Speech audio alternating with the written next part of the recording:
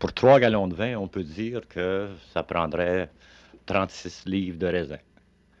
36 livres de raisin, c'est la boîte qu'on trouve dans le commerce couramment au marché Jean Talon, par exemple. Qu'est-ce que je fais avec mon raisin une fois que je l'ai acheté? Ce raisin-là, la première chose à y faire, c'est de le broyer, le débarrasser d'une partie de ses branches ou des saletés qui sont mêlées, le broyer, puis de passer tout de suite à la fermentation primaire. Bon, on met ça dans un récipient de plastique. Récipient de plastique, de préférence pour le petit fabricant domestique, ce qui coûte pas cher. Puis on l'installe sans ajouter ni sucre ni eau, si c'est un raisin qui contient le sucre voulu. Alors, il s'agit pour la fermentation primaire de l'ensemencer. On pourrait le laisser tel quel, puis il entrera en fermentation avec la levure qui se trouve sur les pelures. L'ensemencier, qu'est-ce que ça veut dire, ça?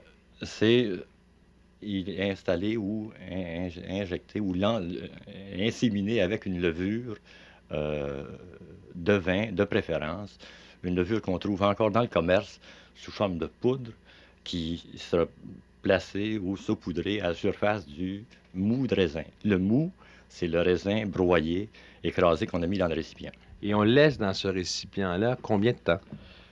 Une fermentation primaire varie suivant les températures, puis l'activité de la levure, mais on peut dire entre 4 et 7 jours étant à peu près un maximum. C'est ça que ce soit pour du vin blanc ou du vin rouge. Oui, parce que après 7 jours, les risques sont trop grands de laisser du vin en fermentation ralenti à ce moment-là dans un récipient, même avec une couverture de plastique ou de toile. Euh, les dangers sont trop grands qu'ils soient contaminés par les levures de l'atmosphère, levures de Alors, vinaigre qu'on trouve partout en liberté, en alors, circulation. on peut dire que cette opération-là détruit toutes les bactéries, puis en soulevant le couvercle, on peut voir qu'est-ce que ça fait, la fermentation. Euh, la destruction des bactéries, on peut retoucher à ce sujet-là une autre fois, c'est qu'on a stérilisé le mou, puis on a injecté ou on a ensemencé avec une levure choisie, une levure de Bourgogne dans ce cas-ci. Il faudrait que tu me montres Maintenant, qu'est-ce que ça fait, là. là, ça fait 4 jours qu'il est en fermentation, puis on va voir ce que ça donne. On brasse ça ou avec un bâton comme celui-ci ou un gouret. Un vieux bâton de hockey. Très propre, celui-là, on l'a nettoyé tout à l'heure. Là, le vin passé son stade de fermentation active, mais il y en a encore pour une couple de jours. Alors, si on broie la croûte qui est à la surface, on va voir le gaz carbonique se dégager sous forme de mousse. Ça fait des petites bulles. Même, ça en fait beaucoup au début. Là, c'est au ralenti, comme on a dit. On peut pas le boire tout de suite, là, ce vin-là. Non, là, ça aurait un goût justement de boisson gazeuse à cause de la quantité de gaz qu'il contient. Puis il serait peut-être très, très indigeste aussi, là. Alors, là, on peut dire que c'est une espèce de jus de raisin, là. C'est un jus de raisin qui contient déjà une partie de son alcool. Il y a probablement un pourcentage d'alcool par volume de 6 pour cent. Alors, une fois la première fermentation terminée, on transvide ou on transvase le résidu qu'il y a dans ce récipient dans l'autre. Oui. À la fin de la première fermentation, le vin a presque son pourcentage en alcool, mais il va encore dégager du dioxyde de carbone. Alors, il s'agit de le transvaser dans des cruches qui vont être bouchées avec des petits siphons qui empêchent l'air de l'atteindre. Alors, il peut aussi le débarrasser de ses substances solides. Il y a différentes façons. On peut presser dans un tissu, une tête d'oreiller. Ici, nous utilisons un chinois que tout le monde reconnaît. Puis on verse le liquide pâteux ou épais et on presse pour en extraire tout le jus. Puis le résidu peut être jeté ou bien servir à une Est-ce deuxième qu'on le fois. fait fermenter encore? Oui, là maintenant, on va passer à la fermentation secondaire. Le jus qu'on a extrait de cette façon-là, on va le placer dans des cruches qui vont être bouchées de façon, comme j'ai dit tantôt, à ne pas laisser entrer l'air qui viendra oxyder le vin. Alors, il s'agit de verser le jus.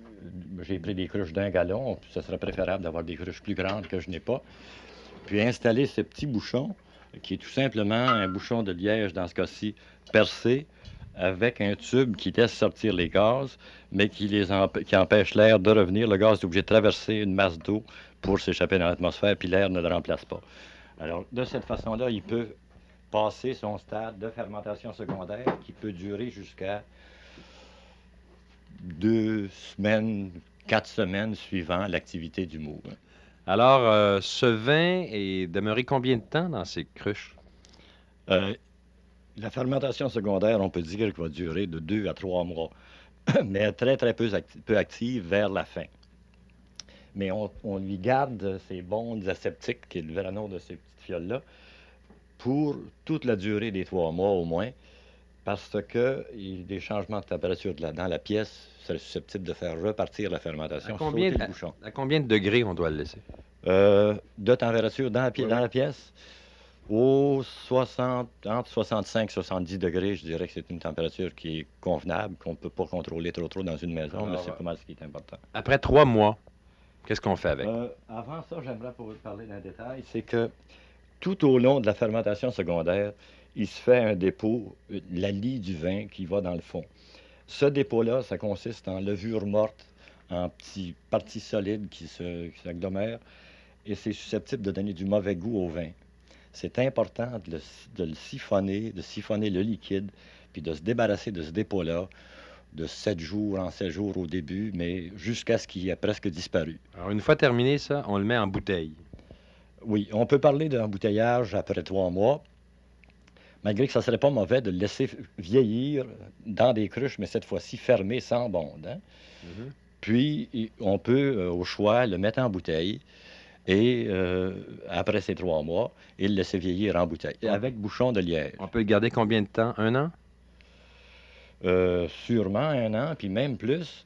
Mais là, c'est là que se présente un des grands problèmes du petit fabricant domestique, c'est que les difficultés de trouver un endroit euh, parfaitement propice à la bonne température pour la conservation du vin dans une maison ordinaire sont assez grandes.